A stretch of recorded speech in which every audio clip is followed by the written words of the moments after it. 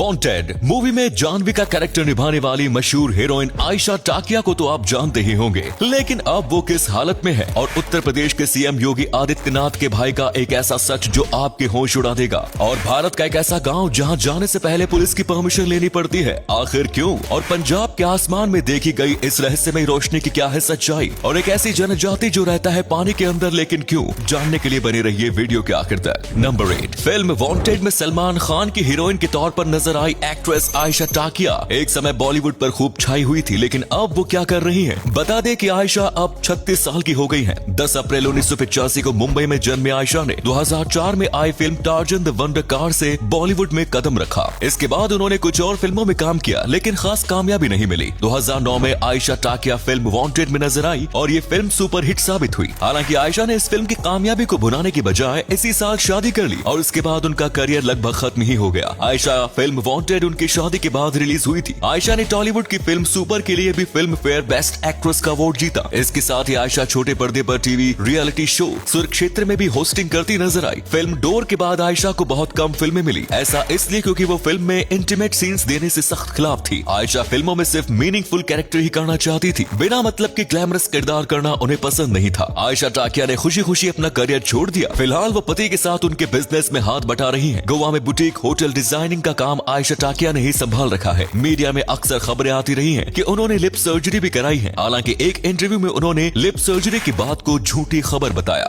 Number 7, Bharat को गांव को देश के नाम से जाना जाता है। यहाँ पर बहुत से ऐसे कई गांव हैं जो अपनी खासियत के लिए जाने जाते हैं, लेकिन आज हम आपको एक ऐसे गांव के बारे में बताने जा रहे हैं जहाँ पर जाने के लिए पुलिस ने गाँव के बाहर ही एक नोटिस बोर्ड लगा दिया। पुलिस भी इस गाँव में आने वाले हर व्यक्ति को सचेत करती है और किसी को भी इस गाँव में जाने की अनुमति नहीं है। अगर कोई जाना भी चाहता है तो उसको पुलिस की इजाजत लेनी होती है। जी हाँ, ये सच है। हम बात कर रहे हैं उत्तर प्रदेश के मथुरा में स्थित हाथिया नामक गांव की, जहां पर पुलिस ने चेतावनी देते हुए बोर्ड पर लिखा है कि अगर कोई भी सीसीटीवी, स्क्रैप, जनरेटर, कैमरा, ईंट और जमीन खरीदने हाथिया गांव जा रहे हो तो सावधान हो जाए, क्योंकि आपके साथ धोखाधड़ी हो सकती है। मथुरा पुलिस के मुताबिक ये ठगों का गाँव है।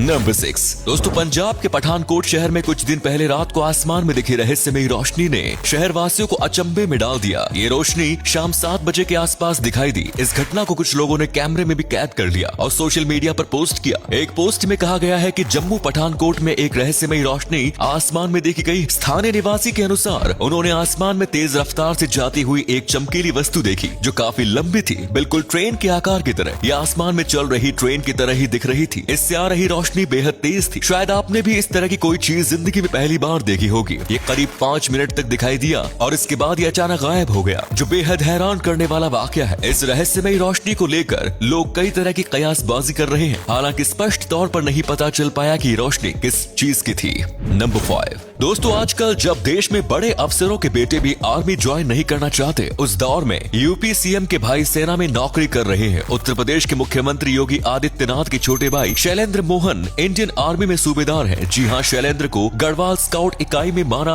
बॉर्डर के पास तैनात किया गया है। यहाँ पहाड़ी सीमाओं की रक्षा के लिए सैनिकों के रूप में केवल स्थानीय लोगों को ही रोजगार दिया जाता है। उन्होंने एक न्यूज में कहा था कि हम किसी भी सुरक्षा चुनौती के खिलाफ पूरे साल सीमा पर पहरा देते हैं। ये क्षेत्र हमारी मातृभूमि है, हम इसे किसी भी कीमत पर सुरक्षित रखेंगे। उनकी ये बातें कई सारे नौजवानों के लिए एक प्रोत्साहन है। एक लाइक तो शैलेंद्र जी के लिए बनता है भाई।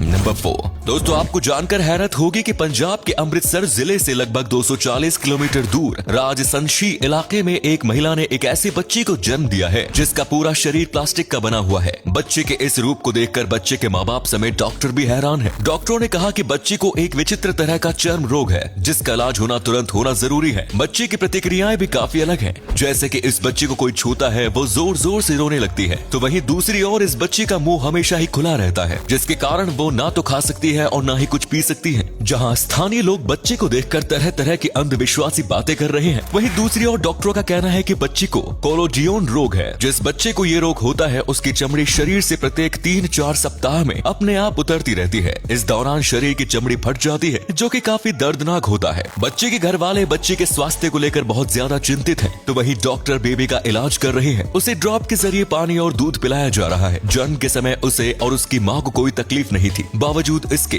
कोलोडियन बेबी का जन्म हुआ है। नंबर 3, बजाओ एक ऐसी जनजाति है जो शुरू से लेकर आज तक अपनी परंपराओं पर चल रहे हैं। इनकी परंपराओं में किसी भी तरह का कोई बदलाव नहीं हुआ है। ये लोग न ही टेक्नोलॉजी का इस्तेमाल करते हैं और न ही उसके आने के बाद बदले। ये समुद्र के बंजारे हैं जो फिलीपींस के सुलू नदी में रहते हैं। बजाओ लोग समुद्र के बीचों बीच रहते हैं और वो शायद ही कभी जमीन पर आते हैं। जमीन पर केवल वो अपने मरे हुए लोगों को दबाने या अपने लिए नई बोट बनाने आते हैं। इन लोगों की कोई राष्ट्रीयता नहीं होती और इनका कोई निवास स्थान नहीं होता। नहीं ये लोग पैसों का लेन देन करते हैं। ये लोग बिना किसी डाइविंग उपकरण के भाले से मछली पकड़ते हैं। उनके पास उस दौरान पानी के अंदर जाने के लिए भी कोई ऑक्सीजन टैंक नहीं होता। फिर भी ये लोग पानी के अंदर अपने सांस को रोक कर रख सकते हैं और यही इन लोगों की खासियत है। इनके यहाँ शादी पर लोग रंगीन कपड़े पहनते हैं। दूल्हा और दुल्हन के कपड़े सबसे ज्यादा रंगीन होते हैं। माना जाता है कि जिस महिला के जितने रंगीन कपड़े हैं वो उतनी ही प्रभावशाली है। इन लोगों की संस्कृति बाकी दुनिया से बेहद अलग है। सदियों से ये जनजाति गुमनामी में रह रही थी, लेकिन अब इन लोगों को पहचान मिलने लगी है।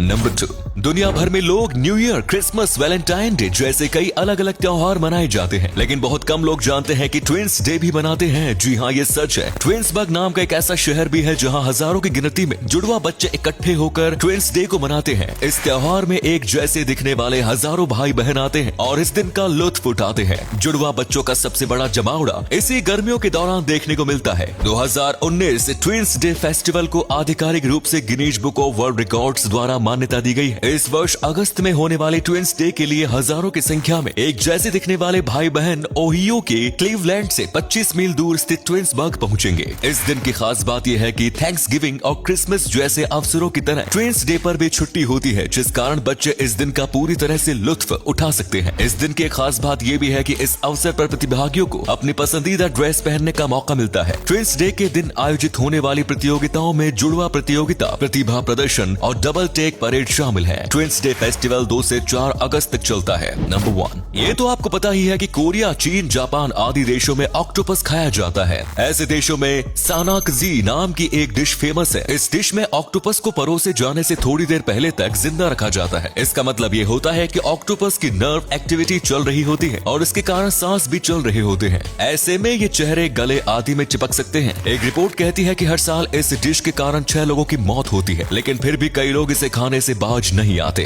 तो दोस्तों, ये थे कुछ अमेजिंग फैक्ट्स। इनमें से कौन सा फैक्ट आपको सबसे जबरदस्त लगा, कमेंट्स में जरूर बताएं। आज का वीडियो हम यहीं पर एंड करते हैं। उम्मीद है वीडियो अच्छी लगी होगी। वीडियो को लाइक जरूर करें और अपने दोस्तों के साथ इसे शेयर करना ना भूलें। मिलते हैं एक और धमाकेदार वीडियो के साथ, तब तक के लिए धन्यवाद।